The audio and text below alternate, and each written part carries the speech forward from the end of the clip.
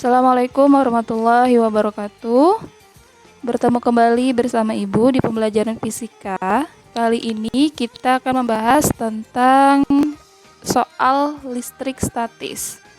Baiklah, sebelum memulai pembelajaran, silahkan kalian berdoa terlebih dahulu supaya pembelajaran kita pada hari ini berjalan dengan lancar dan kalian bisa memahami materinya dengan baik. Berdoa dimulai. Bismillahirrahmanirrahim. Selanjutnya, silahkan kalian persiapkan terlebih dahulu peralatan tulis kalian, simak, pahami dengan baik materi pada hari ini, dan catat materinya. Kita masuk ke soal yang pertama. Dua bola kecil masing-masing bermuatan 135 mu kolom dan min 60 mu kolom, terpisah sejauh 10 cm. Tentukan letak muatan ketiga supaya resultan gaya yang bekerja pada muatan tersebut 0. Nah, jadi pada soal kali ini dia ada dua muatan yang diketahui, yaitu muatan pertama dengan 135 mu kolom dan muatan kedua dengan muatan negatif 60 mu kolom. Jadi yang satunya positif, yang satunya negatif. Kemudian jarak antar kedua bola tersebut adalah 10 cm. Lalu pertanyaannya adalah berapa resultan gaya agar berapa letak, nanti ada lagi muatan yang ketiga akan diletakkan di mana supaya resultan gayanya sama dengan 0. Baiklah, kita masuk ke pembahasannya. Nah, karena sudah diketahui tadi muatan pertama, muatan kedua. Untuk yang muatan kedua, di sana ada tanda negatif. Di situ dalam perhitungan tidak diikutkan tanda negatifnya. Tanda negatif itu cuman menandakan muatannya aja kalau yang bernilai negatif. Sedangkan yang pertama nilainya positif. Nah, makanya nanti akan terjadi gaya tarik menarik atau istilahnya adalah gaya kolom. Masih ingat kan materi yang minggu kemarin tentang pembahasan gaya kolom atau gaya listrik. Jadi kalau muatannya sejenis, misalkan positif ketemu positif atau negatif ketemu negatif, maka dia akan tolak menolak. Sedangkan kalau tidak sejenis seperti soal ini, seperti positif ketemu dengan negatif, maka dia akan melakukan tarik menarik. Masih ingat hukum kolom? Nah, jadi hukum kolom adalah gaya tarik atau gaya tolak antara dua benda yang bermuatan sebanding dengan besar muatan-muatannya dan berbanding terbalik dengan kuadrat jarak antar kedua muatan. Seperti yang tertera di tampilan ini, rumusnya jelas ya. Sebanding dengan muatan-muatannya karena Q di situ nilainya sebanding dengan F atau dengan gaya kolomnya. Berbanding terbalik dengan kuadrat jarak antar muatannya. Nah, di situ ada tanda per ya, per R kuadrat. Baiklah, tinggal kita masukkan rumusnya. Di mana rumus gaya kolom adalah K Q1 Q2 per R kuadrat. Itu rumus umumnya. Sedangkan di sini yang kita mau adalah letak muatan ketiga. Artinya yang kita pakai adalah F3. Kita bandingkan dengan muatan pertama dan F3-nya kita bandingkan juga dengan muatan kedua. Makanya di situ istilahnya F31 kita bandingkan atau kita sama dengankan dengan F32.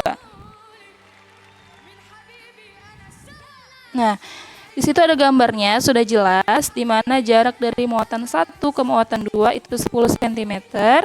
Kemudian ada tambah lagi muatan ketiga. Nah, yang itu yang kita cari nilai X-nya itu berapa.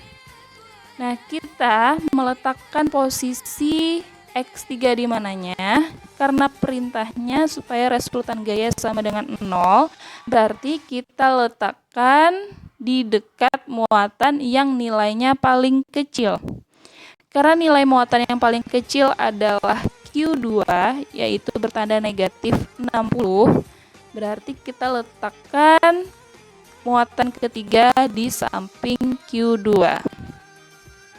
Nah, kenapa tidak di antara Q1 dan Q2? Karena kalau di antara Q1 dan Q2, resultan gayanya tidak sama dengan 0. Sedangkan di soal dimintanya harus sama dengan 0 resultan gayanya. Jadi kita alihkan, bisa kita geser ke sebelah kiri dari Q1 atau ke sebelah kanan dari Q2. Supaya hasilnya 0, otomatis kita cari muatan yang paling kecil, yaitu Q2. Jadi sudah jelas ya gambarnya. Nah, langkah selanjutnya kita harus menggambarkan gaya kolomnya. Gaya muatan pertama ke muatan ketiga itu kan sejenis, muatannya positif ketemu positif, yaitu melakukan tolak menolak. Bisa kalian lihat sendiri tanda panahnya, dia menjauhi muatan pertama karena dia tolak menolak. Jadi garis F31 itu ke sebelah kanan menjauhi muatan pertama. Sedangkan untuk F32 artinya gaya untuk muatan 3 ke muatan kedua. Nah, mulainya dari muatan ketiga ya, karena judulnya F32. Karena mereka berdua itu tidak sejenis, yaitu positif ketemu negatif, berarti gayanya tarik-menarik, sehingga garis gaya kolomnya akan mendekati atau menuju ke muatan kedua. Sudah jelas gambarnya? Selanjutnya, setelah kita masukkan rumusnya tadi, kita bandingkan F31 dibanding dengan F32. Kita masukkan rumus dasar dari gaya kolom, tinggal kita ganti ya penamaannya.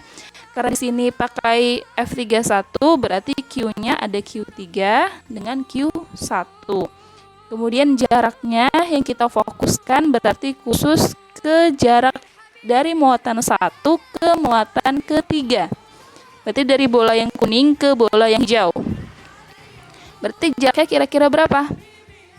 Ya, dari 10 cm ditambah dengan X. Nah, nilai X-nya nanti yang kita cari itu berapa. Oke, untuk biasanya kan standar panjang itu kan persatuannya adalah meter. Bisa kita ubah 10 cm-nya itu menjadi meter, yaitu 0,1 meter. Tinggal kita masukkan nanti angka-angkanya berapa. Kemudian yang F32 juga sama, Q-nya kita pakai Q3 dengan Q2. Selanjutnya jaraknya R32, kalian fokus ke muatan 2 dan 3. Bola merah dan bola hijaunya, yaitu jaraknya adalah X ya di situ. Nah, tinggal kalian masukkan aja tuh. Lalu di persamaan ada yang sejenis, yaitu nilai K dengan Q3. Ruas kiri dan ruas kanan ada nilai K dan Q3. Maka bisa kita hilangkan atau kita coret, sehingga yang tersisa adalah Q1 per R31 dikuadratkan sama dengan Q2 per R32 dikuadratkan. Q1 nilainya adalah 135 kali 10 pangkat min 6. Ingat ya, untuk mengubah satuan ke satuan internasional yang baku. Kalau muatan, satuan bakunya pasti kolom. Di soal itu yang diketahui cuman mu kolom. Jadi 1 mu kolom nilainya 10 pangkat min 6 kolom. Nah, jadi kalian ubah dulu satuannya. Kemudian kita masukkan R31-nya adalah 0,1. Dapat dari mana? Dapat dari yang 10 cm. Ubah ke meter, hasilnya tadi 0,1. Ditambah X. Kemudian karena jarak muatan itu kuadrat, maka kita kuadratkan. Begitu juga yang ruas kanan, Q2-nya adalah 60 kali 10 pangkat min 6 per X kuadrat. Jelas ya, jaraknya adalah X. Kita kelompokkan langkah selanjutnya. Yang sesama muatan kita kelompokkan di ruas kiri, kemudian sesama nilai jarak kita kelompokkan di ruas kanan. Jadi kita bisa tulis dalam persamaannya adalah 135 dibagi 60. Untuk perpangkatan 10 pangkat min 6, karena atas dan bawah nilainya sama, bisa kita coret, kita hilangkan, sehingga cuman bersisa 135 bagi 60, yaitu nilainya adalah 2,25.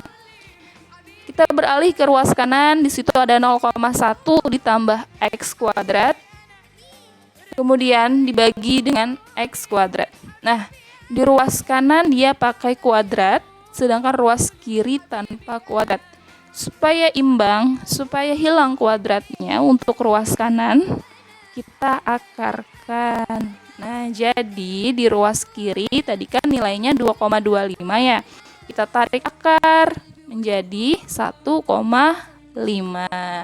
Ya kan? Akar dari 2,25 adalah 1,5. Sedangkan di ruas kanan akar dari kuadrat 0,1 plus x dibagi x, maka nilainya tetap, cuman tanda kuadratnya yang hilang. Nah, jadi fungsi akar untuk di ruas kanan dan kiri itu adalah untuk menghilangkan tanda kuadratnya, supaya lebih enak kalian menyelesaikan perhitungannya. Setelah diperoleh 1,5 sama dengan 0,1 plus x dibagi x, kita biasakan ya perkalian silang. Jadi x yang di bawah itu kita pindah ke sebelah kiri. Jadinya 1,5x sama dengan 0,1 ditambah x. Nanti kalian kelompokkan tuh yang sama x-nya. Berarti nanti yang x di sebelah kanan kalian pindah ruaskan ke sebelah kiri. Menjadi tandanya negatif kan? Jadinya 1,5x dikurang x sama dengan 0,1.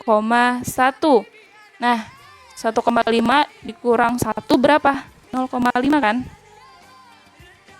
Ya lo, ya. Jadi 0,5x sama dengan 0,1. Jadi x-nya adalah 0,2. Tuh. Coba kalian catat, kalian lengkapi itu perhitungannya, karena di situ ada beberapa langkah yang ibu skip ya. Langsung aja hasilnya adalah x-nya 0,2 meter. Silahkan kalian lengkapi nanti di perhitungannya kenapa jadi dapat 0,2 meter. Nah, jadi nilai x-nya adalah 0,2 meter, artinya muatan ketiga itu diletakkan atau ditempatkan dengan jarak 0,2 meter dari muatan kedua. Atau muatan ketiga kan letaknya di sebelah kanan dari muatan kedua dengan jarak 0,2 meter. Sedangkan kalau dibandingkan dengan jarak ke muatan pertama, maka muatan ketiga ini jaraknya adalah 0,3 meter dari muatan pertama. Sudah paham perhitungannya? Jadi penting ya untuk soal seperti listrik statis ini kalian gambarkan dulu gimana letak posisi muatannya, jarak-jaraknya, supaya kalian lebih mudah memahaminya. Jadi kalian catat dulu, kalian pahami. Kemudian kalau ada pertanyaan langsung aja bisa tanyakan ke ibu. Ini masih lumayan gampang ya. Nih, kita masuk ke soal yang kedua.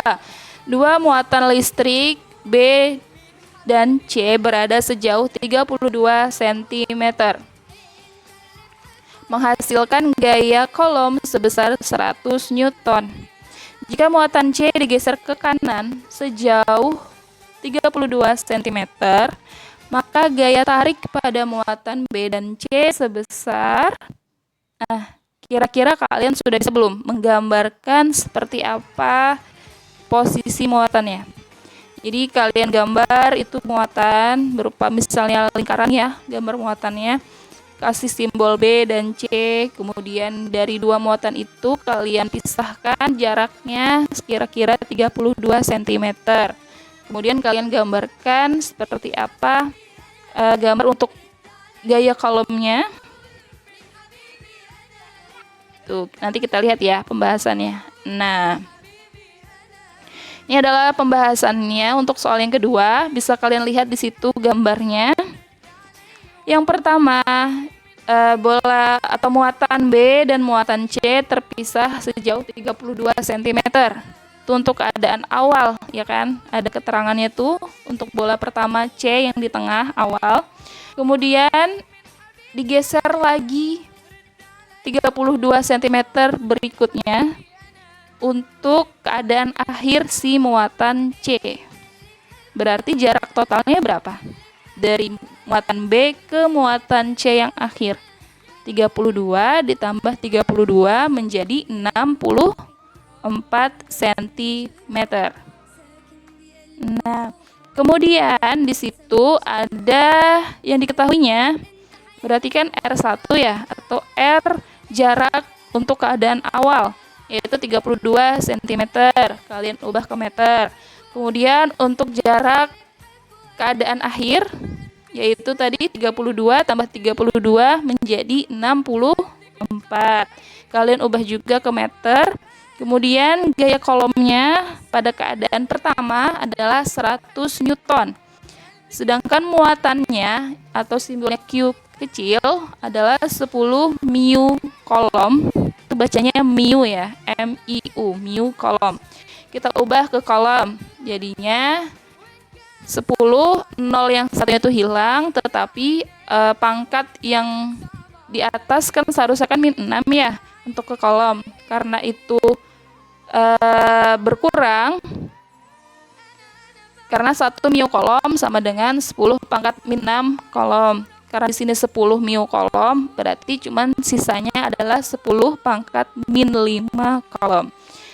Kita masukkan lagi tuh gaya kolom yang ditanyakan, gaya yang kedua ya, gaya pada keadaan akhir.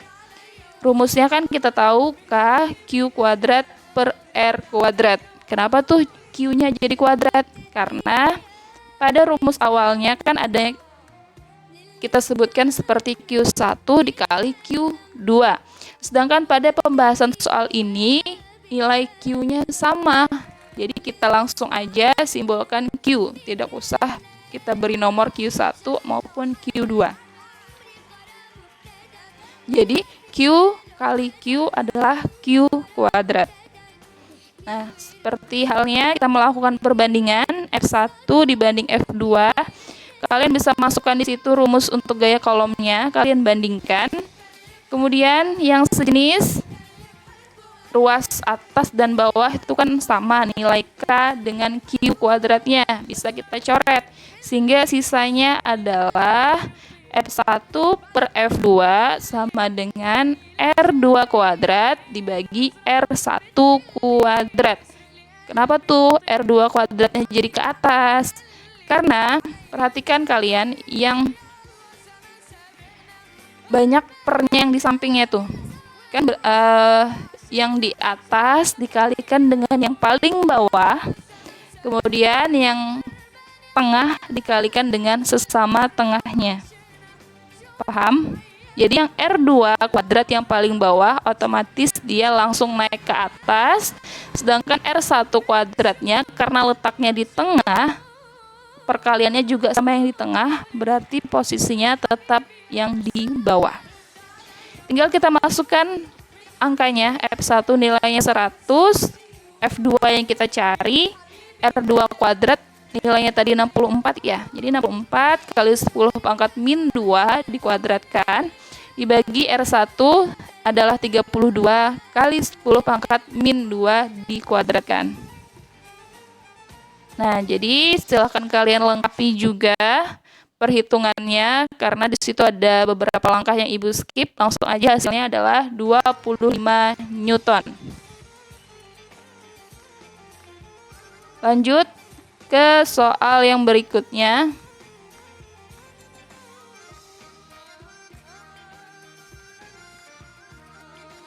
Sebuah segitiga sama sisi memiliki panjang sisi 30 cm dengan titik A, B, dan C, di mana segitiga tersebut memiliki 3 muatan yang berbeda. Pada titik A 2 kali 10 pangkat min 6 kolom, titik B 2 kali 10 pangkat min 6 kolom, dan titik C adalah 2 kali 10 pangkat min 4 kolom. Yang ditanya adalah besar gaya kolom di titik C. Tuh gambarnya ya, karena segitiga sisi artinya semua sisinya nilainya sama. Untuk R-nya atau jarak antar muatannya sama, yang bernilai 30 cm. Kalian ubah ke meter, jadi 0,3 meter kan. Nah, untuk QA, QB, QC bisa kalian tulis yang diketahuinya. Kemudian yang ditanya adalah nilai gaya kolom secara total atau F total simbolnya.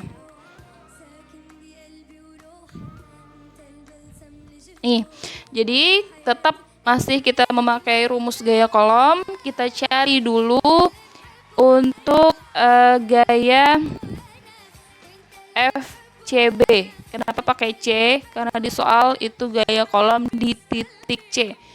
Jadi penting ya memperhatikan soal. Misalkan gaya kolom di titik C, otomatis fokus kalian di titik C terlebih dahulu. Baru titik C itu atau muatan di C kita kaitkan dengan muatan lainnya, sehingga penamaannya menjadi FCB. Yang titiknya itu didulukan dalam menulisnya. Jadi kan gaya pada titik C berarti FC terhadap muatan B gitu. Jadi FCB. Berarti nilai muatannya nanti ada QC, ada QB. Sedangkan jaraknya berarti jarak dari muatan C ke muatan B, atau bisa ditulis RCB, dikuadratkan. Tinggal kalian masukkan angkanya. Kita tahu bahwa nilai K, masih ingat K itu apa? Ya, jadi K itu adalah tetapan kolom, nilainya sudah pasti, harus kalian ingat. Karena tidak semua soal menyertakan atau menyebutkan nilai K itu berapa. Jadi harus kalian ingat nilai K selalu 9 kali 10 pangkat 9. Nah, itu sudah pasti angkanya. Satuannya adalah NM kuadrat per C kuadrat. Kalian masukkan di situ. Nilai QC-nya adalah 2 kali 10 pangkat min 4 dikali QB 2 kali 10 pangkat min 6 RCB kuadrat. Karena ini segitiga sisi ya, sama sisi berarti baik itu RCB maupun RCA semua nilainya sama, yaitu 30 kali 10 pangkat min 2 meter. Nah, sangat mudah ya, bisa terlihat jelas di situ. Kalian selesaikan dulu perkalian di atas. Kemudian nanti kalian kuadratkan juga, jangan lupa angka untuk jaraknya atau R-nya, sehingga FCB diperoleh 40 Newton dan FCA gaya kolom C terhadap A adalah 40 Newton juga. Ini muatannya sejenis ya, sama-sama positif. Nah, untuk mencari gaya totalnya, maka kita akarkan. Jadi sama halnya seperti materi vektor di kelas 1. Itu ada materi tentang mencari resultan vektor. Jadi rumusnya itu sama, yaitu akar dari FCA dikuadratkan ditambah FCB kuadrat ditambah 2 kali FCA dikali FCB dikali cos sudutnya. Di situ ada theta, maksudnya adalah sudut yang terbentuk. Karena di sini adalah segitiga sama sisi, kita balik ke matematika, di mana satu segitiga itu nilainya adalah 180 derajat sudut total dari segitiga. Karena sama sisi, berarti sisinya sama, langsung aja kita bagi. Sudut segitiga kan ada 3 ya, berarti 180 dibagi 3 adalah 60 derajat. Jadi sudut pertama nilainya 60, sudut kedua 60, dan sudut ketiga 60 derajat. Kalau ditotalkan adalah 180 derajat. Ingat ya, kalau sudut segitiga sama sisi itu pasti 60 derajat. Kalian masukkan aja ke perhitungannya, tetanya atau sudutnya kalian ganti 60 derajat. Kalian harus ingat juga nilai cos 60 itu berapa? Mesti ingat. Ya, jadi nilai cos 60 adalah setengah. Nah, jadi kalian harus ingat kembali materi matematikanya. Kalian masukkan tuh di situ FCA-nya ada 40 ya. 40-nya dikuadratkan tambah 40 kuadrat lagi ditambah 2 kali 40 kali 40 kali cos 60 tadi adalah setengah. Sehingga untuk F total atau F resultan gaya kolomnya nilainya adalah 40 akar 3 Newton. Selanjutnya, apabila tiga muatan terletak pada titik di sudut segitiga seperti pada gambar, di situ ada sudut Q1, Q2, Q3 dengan jarak muatan yang berbeda, yaitu jarak muatan pertama ke muatan kedua adalah 3 cm dan muatan kedua ke muatan ketiga adalah 4 cm. Jadi ini membentuk segitiga siku-siku ya. Jadi nanti bisa kalian cari entah itu pakai rumus Pythagoras atau pakai rumus yang lainnya. Yang di sini yang ditanyakan adalah besar gaya kolom pada titik A. Nah, jadi kalian fokus di situ ke titik A atau titik yang pertama yang di atas. Kalian proyeksikan seperti apa gambar gaya kolomnya. Tuh, bisa kalian lihat pada gambar yang diketahui Q1 4,5, Q2 negatif 2, artinya muatannya negatif, tetapi di perhitungan tidak diikutkan tanda negatifnya. Q3 adalah 8. Kalian ubah ya, mu kolom ke kolom itu adalah 10 pangkat min 6.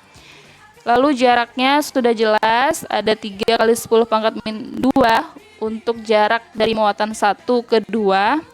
Kemudian jarak dari muatan ketiga ke muatan kedua adalah 4 kali 10 pangkat min 2. Karena muatan pertama positif, muatan kedua negatif, akan terjadi proses tarik-menarik, sehingga tanda panahnya itu mendekati kan. Ya, artinya tidak bertolak belakang gitu. Sedangkan untuk muatan kedua dan ketiga juga terjadi tarik-menarik. Karena muatan kedua nilainya negatif, muatan ketiga nilainya positif. Jadi tanda panahnya dia mendekati ke muatan ketiga, sehingga resultan itu selalu ada, ya kan? Resultan itu membagi dari titik pangkal bersudut 90 derajat yang menjadi sisi miringnya itu adalah merupakan garis resultannya. Kita jawab.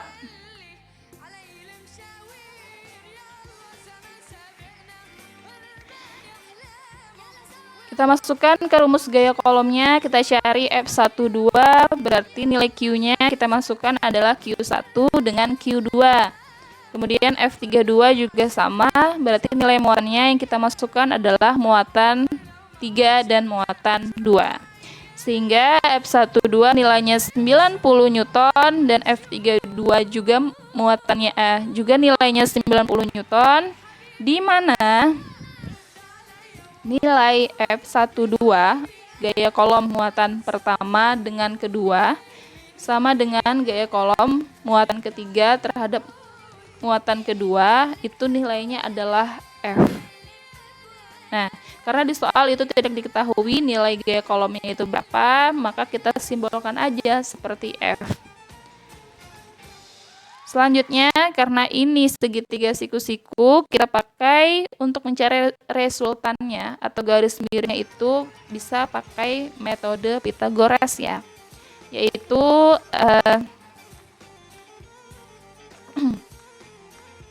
F12 dikuadratkan ditambah F32 kuadrat.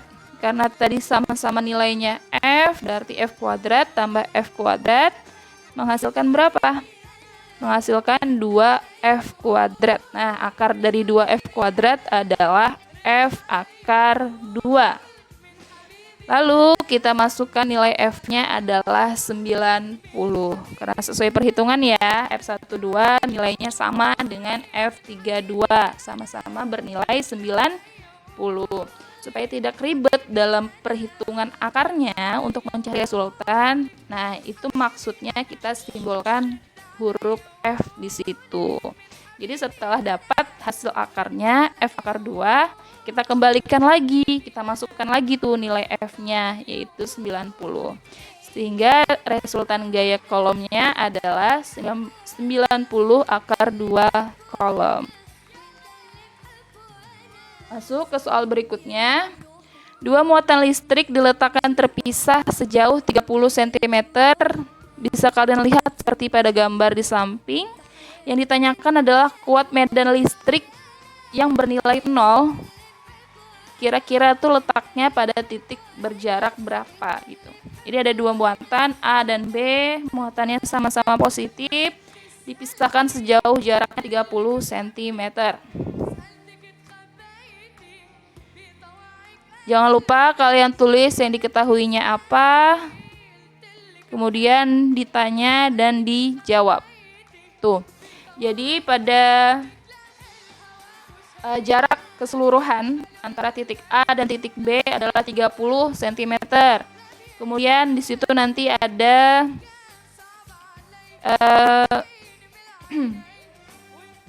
kuat medan listrik ya. Ada suatu titik yang menggambarkan kuat medan listriknya. Jadi misalkan di situ ada garis putus-putus, di situ nanti ada letak kuat medan listriknya yang harus bernilai 0, kira-kira diletakkan sejauh berapa. Jadi misalkan dari titik A ke titik yang garis putus-putus itu jaraknya adalah X, karena tidak diketahui jaraknya berapa. Kemudian dari titik B ke titik yang garis putus-putus berarti kan 30 dikurang X. Panjang total dikurang X-nya. Nah, kali ini yang kita pakai bukan rumus gaya kolom, tetapi yang kita pakai adalah rumus kuat medan listrik. Masih ingat apa itu kuat medan listrik? Nah, jadi kuat medan listrik itu simbolnya adalah E besar. Rumusnya adalah K kali Q dibagi X kuadrat. Nah, jadi medan listrik adalah suatu ruang atau daerah di sekitar muatan listrik yang masih mempengaruhi baik itu adanya gaya tarik-menarik atau gaya tolak-menolak muatan listrik lain yang berada di daerah itu. Jadi masih kuat sifat kelistrikan dari suatu muatan, baik itu gaya tarik-menariknya maupun gaya tolak-menolaknya. Kita bandingkan berarti untuk muatan A dan muatan B kita cari jaraknya, di mana di situ simbol dari 30 kita simbolkan A ya, di situ ada huruf A. Sehingga kita kerjakan, kita masukkan QA-nya 4, kemudian QB-nya adalah 16. Kenapa tuh 10 pangkat 6-nya hilang? Karena ruas kanan dan kiri apabila ada yang sejenis, ada yang sama angkanya bisa kita hilangkan atau kita coret. Jadi yang tersisa cuman angka 4 dan 16-nya saja. Lalu jaraknya adalah X kuadrat. Kemudian ruas kanan jaraknya adalah 30 dikurang X kuadrat. Kemudian langkah selanjutnya supaya kuadratnya hilang diapakan? Ya, diakarkan. Jadi 4 dan 16-nya diakarkan. Akar 4 adalah 2, akar 16 adalah 4. Kemudian akar dari X kuadrat adalah X. Dan akar dari kuadrat 30 min X adalah 30 min X. Jadi angkanya tetap, kuadratnya yang hilang apabila diakarkan. Sehingga kita kalikan silang. 2 kali 30 min X adalah 60 min 2X. Kemudian sama dengan 4X. Sehingga nilai X-nya adalah 10 cm ke sebelah kanan. Kenapa jadi sebelah kanan? Karena tandanya atau nilainya positif. Kalau ke kanan itu nilainya positif, kalau ke kiri nilainya negatif. Kita masuk ke soal berikutnya. 3 titik membentuk konfigurasi segitiga siku-siku seperti pada gambar. Jika kedua titik disimpan muatan identik, artinya muatannya sejenis, sama, bisa kalian lihat di gambar, sama-sama muatan positif, sama-sama nilainya 8 mu kolom. Maka yang ditanyakan adalah kuat medan listrik di titik siku-sikunya itu berapa? Apabila panjang kedua sisinya adalah 2 cm. Baiklah, kita tulis yang diketahuinya, ditanya, dijawab. Berarti yang ditanya E ya simbolnya. Tuh, yang kita cari adalah kuat medan listrik di sudut siku-sikunya. Berarti kita gambarnya seperti gambar yang di sebelah kiri. Nah, untuk E1-nya kita arahkan ke sebelah kanan, tanda panahnya. Kemudian untuk E2-nya kita arahkan ke sebelah kiri. Kenapa jadi ke sebelah kanan untuk E1? Karena di situ muatannya sejenis, otomatis dia tolak-menolak kan. Jadi dia menjauhi muatan kedua dan juga menjauhi ke muatan ke-1. Sehingga nanti diproyeksikan, kita hubungkan antara E1 dan E2, di situ ada garis miringnya, merupakan resultannya atau kuat medan listrik totalnya itu adalah garis birunya. Oke, kita jawab. Nah, di mana katanya kan tadi muatannya identik, otomatis rumus E-nya sama, jadi E1 sama dengan E2 sama dengan E. Yaitu rumusnya tetap KQ kuadrat per R kuadrat.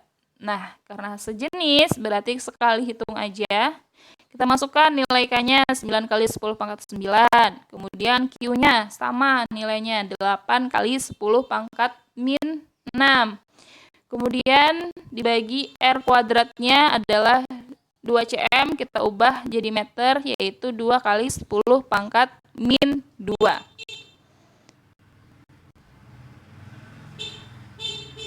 Nah, bisa kan kalian menyelesaikan perhitungannya? Bisa kalian bagi dulu 8 bagi 2, kemudian bisa kalian kalikan dulu 9 kali 8 itu berapa, baru dibagi 2, pokoknya bebas, terserah seperti apa perhitungan kalian. Yang terpenting kalian harus ngerti dan bisa mencari nilai E-nya atau kuat medan listriknya.